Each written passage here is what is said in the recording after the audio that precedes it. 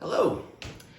This is brand new for me, but I'm really going to enjoy it. And I've actually started a couple different channels, mostly just to do my interests, to get through my interests. I like to share things, and I like to talk to people, and this gives me a chance to talk to people about things that I care about.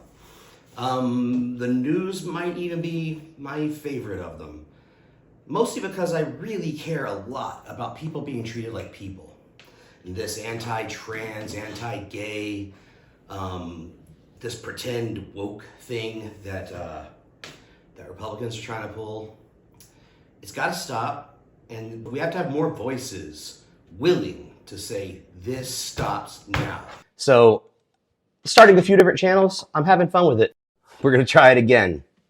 So I started a couple channels recently. They're the Breakdown 110 little network of channels. I'm having a really good time with it.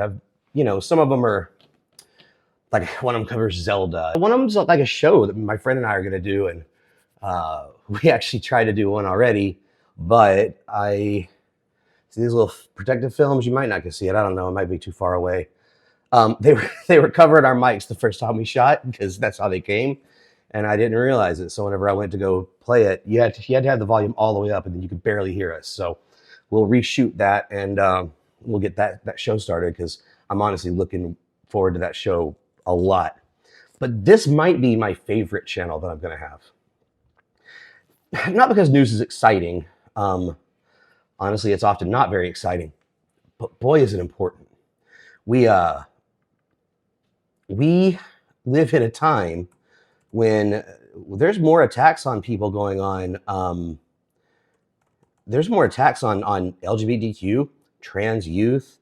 It's everywhere, and it's toxic, and it's disgusting. And boy, we need more voices. More voices. The reason this channel is so important to me is we need more voices out there saying, no, you don't get to have your Don't Say Gay bill and not get challenged. No, trans youth are not going to be persecuted. They're just not.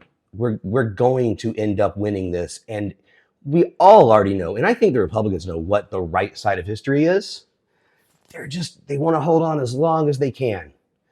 I firmly believe that the Confederacy was fully aware that slavery was not going to go on indefinitely. They just wanted to hold on as long as they could. And that makes it our job to shorten that as much as we can. And it's time for equal rights in America to actually mean it. So I don't care if you're trans. I don't care if you're gay. I don't care. The only thing I care about is if you're a bigot, and then I don't want to deal with you. So let's get on with some news. So this debt ceiling looks like they're going to put an end to it, or I guess raise it so that we can not default on our loans and not crash the world's economy. So that's good. But here's the thing: Biden actually gave up some stuff, and he didn't need to. And if you're not aware, so about 80% of the Democrats and really every single Republican, their funding comes from big business and stocks. And these big businesses want to do things like stock buybacks, and they want their profits to keep rising or else the shareholders get upset. There's no way that all of those donors are going to be okay with crashing our economy. They're just not. So it's always, every time, it is just a show. And every time the Democrats get a little scared and start caving. We didn't give up a ton, but we gave up a little. Made it harder to get, food assistance for some people, because we would rather people starve than dare tax a rich person. The tax cuts for the rich that Trump passed, that's going to add trillions to our deficit over 10 years. Trillions. And we can't be bothered. Increasing taxes 25 cents on them is a non-starter for Republicans. They will not do it. So we've got to keep going after the middle class. And then what we need to do also is take things away from our lower class citizens, the ones who really can't eat because of inflation. All right, I'm fortunate. I've got a pretty good job. I get to eat. I mean, I guess you could tell I could lose a few pounds, but I get to eat, and so do those Congress people. But the Congress people don't just get to eat; they get to take food out of a poor person's mouth, and they'd rather do that. They would rather do that than dare tax their corporate overlords. It's time we do something about that. So there's at least 3 dead and 5 injured in a shooting in New Mexico during a motorcycle rally. So at least 3 people were killed. There may be others. It happened Saturday. So today, I'm shooting this on Sunday. I don't know when you're seeing it. But, we don't know the extent of all the injuries yet. What we do know is there's 3 dead and there were 5 injured. And those 5 were receiving medical care. It's just another one of these like biker shootouts that happen from time to time. And they're not that common, but it's always the same folks whenever it does happen. And so I lived in Waco for a few years, and I was actually only a couple blocks from that big shootout between the Banditos and I forget what the other club was called. But these are the kind of things they shock and rock and they rattle your community, and we can't seem to get a handle on them. We just can't. And while we're going after people's freedom to express themselves as trans or gay, while we're saying you can't dare let a child know that you might be gay, we can't do that. But we cannot we can't even discuss the Second Amendment and the piles of dead bodies. Now, even though I don't want any dead, I prefer this to the school shootings, but we still get plenty of those too. So this isn't a silver lining. There is no silver lining. We're just lined with gun smoke, gunpowder. It's a sick culture where we worship guns to the degree that we do, where we can look at a dead kid's parents and, you've got Alex Jones yelling, false flag. It's not a false flag. It's not. They're grieving their dead child. You should shut your mouth and actually give a damn. So January 6th rioters are making a lot of money. You may not have heard about that. So less than 2 months after he pled guilty for the U.S. Capitol riot, there's a Texas resident named Daniel Goodwin. He appeared on Tucker Carlson's Fox News show, and he promoted a website. Okay, supporters could donate money for Goodwin and other rioters. He called them political prisoners. Okay, political prisoners. Got it. The Justice Department now wants Goodwin to give up more than $25,000 that he raised.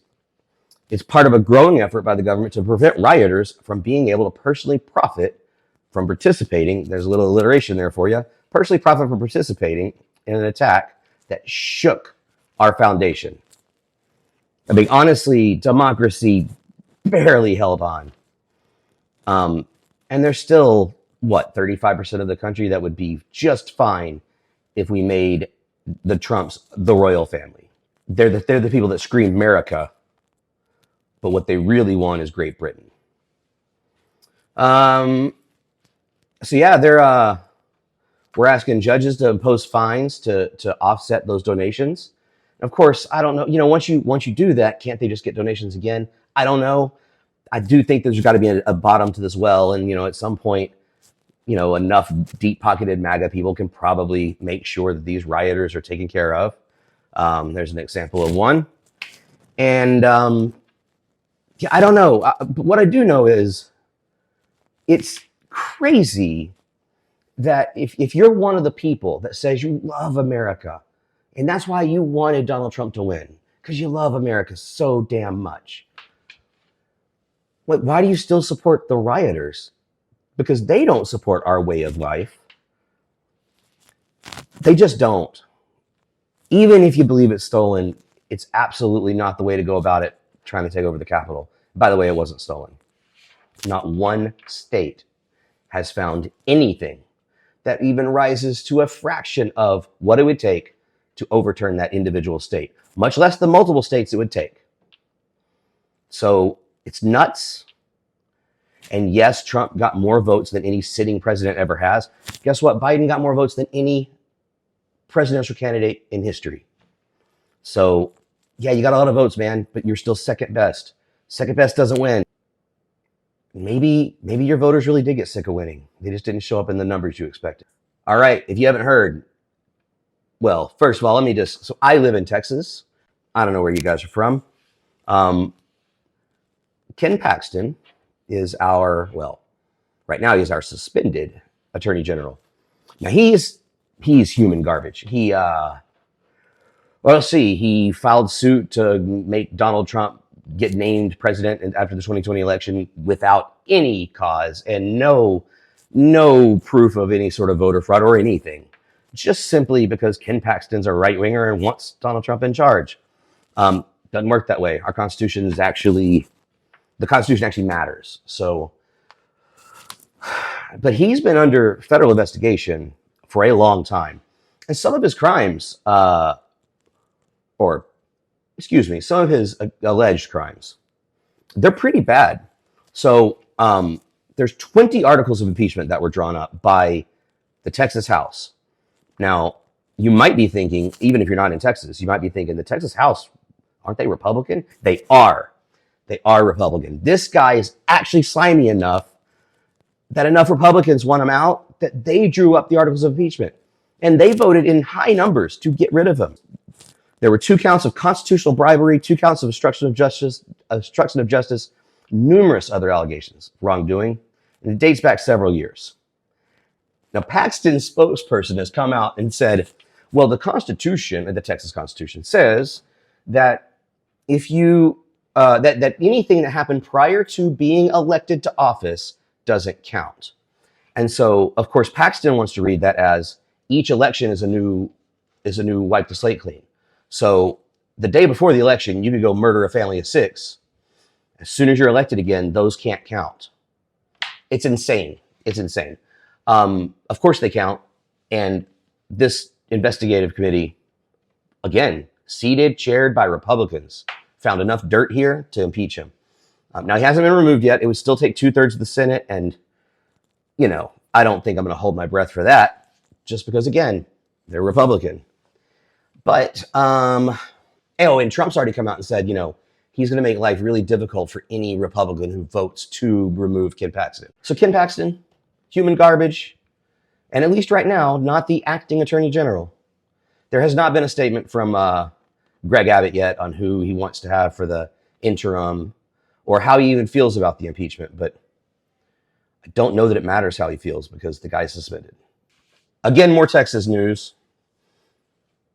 If you don't want Texas news, Texas had 2 chances to move forward with marijuana, making it legal, getting rid of these draconian laws that are there for extremely wrong and racist reasons. Now, if you don't know what I'm talking about, there's some leaked audio in those the Nixon tapes where one of his aides, he says that whenever they were kind of pioneering this war on drugs, and I don't remember if they coined that phrase or if that was a Reagan thing, because I know Reagan said it a ton. But when they were sort of starting this posture that we've currently got on drugs, they said that with marijuana, they were going to make the Mexicans look violent, and they were going to say that it makes black people rape white women, and that would be bad enough that white people would be scared. We would get scared, and we would say, keep that stuff away, make it illegal, call it devil's lettuce, whatever you got to call it. Meanwhile, smoking kills hundreds of thousands every year. Drinking kills tens of thousands every year. Marijuana kills 0 every year. 0. Also, as far as African Americans and white people, we smoke marijuana at exactly the same percentage, right? The same percentage of white people as the percentage of black people smoke marijuana or enjoy marijuana products. Because why would they want all of us to feel better? We've been trying to do some marijuana reform. We're moving slowly. We're looking at the consequences. Other states have kind of moved kind of quickly to full legalization. That's what I prefer, but I don't mind moving slowly as long as you keep making progress. So this year, the Senate chose to stand still. We didn't do anything. So there were two sensible measures that came out of the House. One, it would add chronic pain to the list of medical conditions for which one could get legal marijuana or mild cannabis products is what the bill said. I actually don't remember what they quantified mild to be. And the other bill, it would have taken an important step here. It would have made recreational weed use a much smaller penalty. And the possession of a small amount, it would be akin to a traffic ticket. Well, that's great. So, it is still federally illegal. I get that. If you as a state don't want to stick your neck out there and say, well, we're not following you, feds, okay. I mean, of course, the red states are the ones who are all states' power, states' rights, or whatever. But that's fine. You don't want to do that. But you could at least lessen the penalty on your state and your local levels. There's no reason why we're jailing people for marijuana. It's crazy. It's crazy. We should honestly lock up the cashier at a 7-Eleven for selling cigarettes before we'd ever think about locking up somebody for marijuana. And of course, I don't mean the cashier should be arrested. They're just doing their job, of course. I'm just kidding about that. But like for real, we're gonna have legal tobacco that's gonna kill hundreds of thousands every year. And I can't use marijuana. So the House, in 3 straight legislative sessions, they have voted to reduce criminal penalties with weed. It gets bipartisan support and bipartisan public sentiment. I mean, I think the public's close to like 70% now. We all want this thing just to be done. And then the Senate reflects Lieutenant Governor Dan Patrick. Dan Patrick, they don't get committee hearings because Dan Patrick doesn't let them. Honestly, we don't even know if a majority of senators approve or oppose because they don't get to vote on it because he runs it and he gets to decide. You don't get to buck a 3-time elected lieutenant governor, or at least they're scared to. The constituents' views, they're very clear. Poll after poll, Texans say they want decriminalization. Nearly 3/4, about 70%. Responders in a December survey, they said that it was conducted by the University of Texas. Now, they didn't just ask people in Austin, okay? They scatter it. They go to all those really red areas, in between the more liberal cities. So like we have what's called a compassionate use program, but it's so difficult to get approved for it that, it's basically only epilepsy. Which, look, it's great. If it helps somebody with epilepsy not have seizures, I'm all for it. Let them have it. But, I mean, I can tell you right now, it also solves back pain pretty amazingly. All right. There's a high school. We just came to the last week of school here, at least in our town.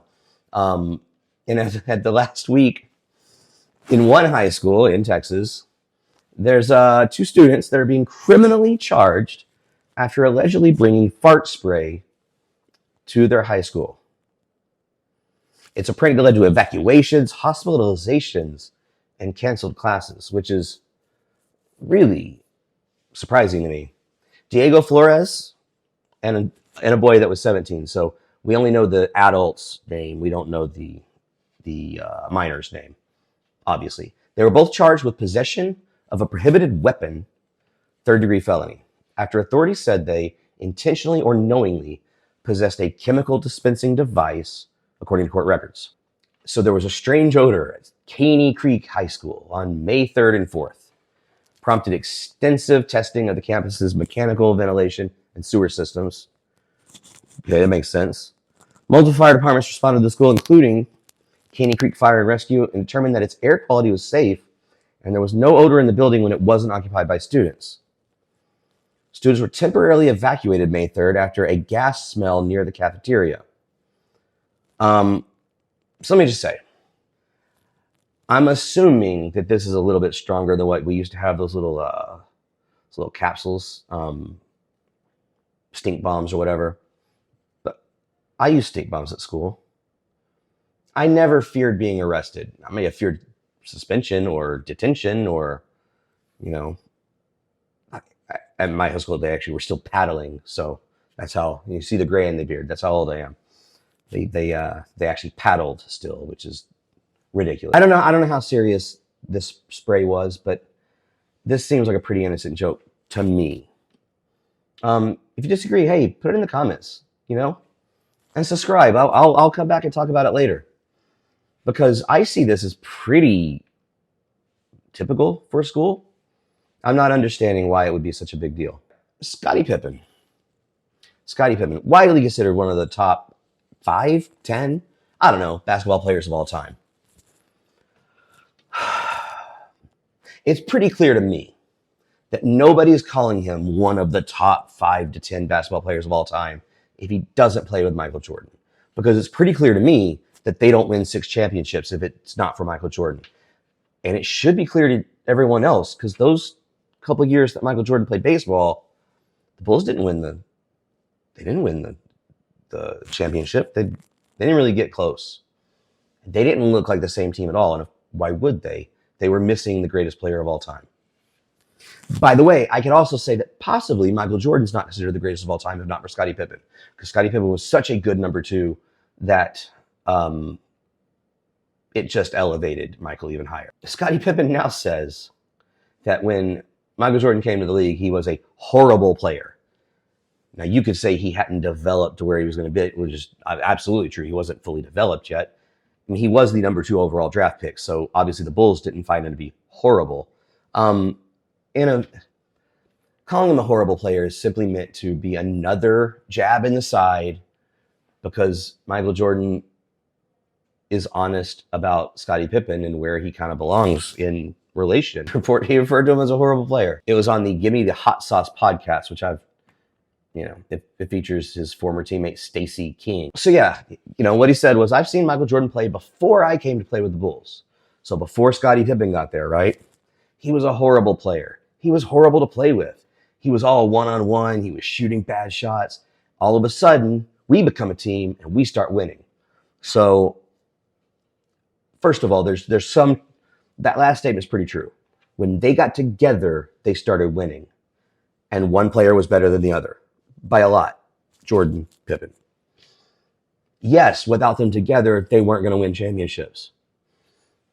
However, it would be easier to pair Michael Jordan with someone else and win than to pair Scottie Pippen and win. We never get to test it, but I believe it with every ounce of my being. So the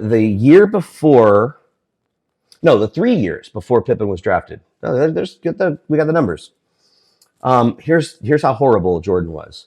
He averaged 31.7 points a game, 5.6 rebounds, and 5 assists in those 3 seasons before Pippen got drafted. I mean, and he was young. Those are great numbers. I can't say whether or not Michael Jordan would be horrible to play with. Maybe. The greatest at their craft often are kind of, I don't know, they're hard to work with. You think about those directors you hear about, being all ridiculous, or actors who, it happens. So maybe he was terrible to work with. But one thing he wasn't was a horrible basketball player. I'm a huge Zelda nerd fan, whatever you want to call me. The game Tears of the Kingdom has been out a couple weeks now. First of all, it's amazing. If you're not playing it, go play it. It's honestly worth the price of a Switch if you just buy the Switch and Tears of the Kingdom. But why would you do that? You should pick up Breath of the Wild too, because it is also fantastic. Tears of the Kingdom is better. It's honestly the greatest thing I've ever played. GameStop's really struggling. The Legend of Zelda Tears of the Kingdom, that helps all GameStops, right? Because having, your biggest game of the year come out, like, that's always going to be a little bit of lifeblood to a store like that. But not if you were in Brighton, Michigan, or at least one of the stores there. I don't know. There may be more, because there's GameStops everywhere. Here in Fort Worth, there's got to be 7 of them. Maybe that's why you're struggling, GameStop. Have a little bit of exclusivity. This store in Brighton, Michigan, according to the workers that used to work there, the conditions were awful. They didn't get paid nearly enough. They were constantly told to do things that weren't even in their job description. And they all had asked over and over and over again for these things to be fixed, just to deaf ears, right? Which is pretty true among a lot of our working class out there. So they all, on the day that the game launched, they all protested and quit. They resigned. They put a sign up on the door, and it said, I want to read it to you because it's good. Unfortunately, due to poor working conditions, the staff of the Brighton GameStop have decided to resign, effective immediately. Management overworks, underpays, underappreciates its frontline workers. They set unrealistic expectations and constantly threaten termination for any employee that cannot exceed them. To all of our loyal guests, we are terribly sorry for this inconvenience. We appreciate every one of you and your continued business. But I literally cannot pay my rent. If you have any questions, complaints, comments, please forward them to the regional manager, Tim Keeley, and or the district manager, James Moreland. And then they give their 2 email addresses. In our country right now, we've got people that are fighting unions. We've got people that are fighting to keep the minimum wage at $7.25, which is laughably low. I always like it when you see the little guys band together and kind of stick it to the man. Good on you. Who knows, when the people got their game. Hopefully everyone got the games they needed and that kind of thing. But yeah, I love that story. That's a good one. And I digitally downloaded mine, so it wouldn't have mattered to me. And I'm super selfish enough to make that my dividing line. All right, my final story for the day might be my favorite, even though I don't get to talk about Zelda again. I really enjoy talking about dumb people. So, I enjoy talking about the January 6th rioters too, because they're super dumb. But this guy, and it's not just the guy, because there's a stalker. He was convicted of hiding in an OnlyFans stars or model's attic and taking nude photos of her while she was sleeping. So, obviously, a headline like that, you're thinking, this guy's an absolute creep. And of course he's a creep. This dude's terrible. But there's more. He told the jurors that she wanted to be stalked. There's a little more to this. His name is Mauricio Guerrero. He's 19. He was convicted of 2 of the 4 counts of burglary, along with criminal trespass and invasion of privacy. Those all sound like pretty good charges for this. He was obsessed with this OnlyFans model. He was tracking her every move. Now, she gave him her phone number, and they were texting back and forth. Not just texting back and forth. She also had consensual sex with him. And according to him, in the text messages, which were they were read in court and given to the jury, but they weren't released to the public, so we can't know for sure what's on them. But I can tell you that the reporters have reported that they do say that she asked to be stalked by him. In court, she said that the reason she said those things was because she was drunk. When she was normally drunk when she texted him. I do agree that if somebody texts you to commit crimes, that doesn't give you permission to commit crimes. And photographing somebody nude without their knowledge, hiding in their attic without their knowledge, and this girl, she doesn't own the house either. Like, her mom owns the house, right? So if nothing else, he's committing a crime against the mother who owns that house. So I'm not saying he's justified here, but I'm saying maybe this girl's mother should have had 2 defendants. And maybe she should be going after her daughter as well. Because, yeah, she told investigators that he seemed nice at first. She gave him her address because he wanted to buy her a TV and fireplace for her apartment in Dover. Then she said she never really wanted to meet him, but he was very pushy over text. He was pushy over text. And I'm not saying I feel bad for the guy, because I don't. You don't get to do things like that and actually have any sympathy not from me, probably not from anyone, if we're being honest. But if you just look at it, all I'm saying is there's 2 sides to this. They're both guilty. They're both wrong. Both pretty stupid. I would love to have everyone that's watching this subscribe. Please, just the button's down there. Hit it. Subscribe for me. We're going to be doing this a lot. As close to daily as I can get it. I do all the everything. So I do the filming, editing, all that stuff. So, if I don't make it in a day, Understand I have a 12-hour job too. But I'm committed to this, and I promise more videos if you just subscribe.